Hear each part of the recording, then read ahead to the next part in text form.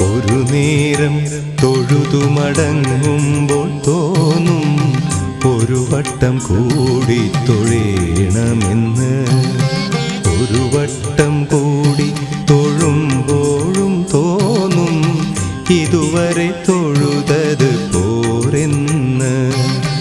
അകതാരിൽ നിറയുമീ അനുപമ നിർവൃതി ഗുരുവായൂരമ്പലത്തിങ്കൽ മാത്രം. ഒരു നേരം തൊഴുതു മടങ്ങുമ്പോൾ തോന്നും ഒരു വട്ടം കൂടി തൊഴേണമെന്ന്.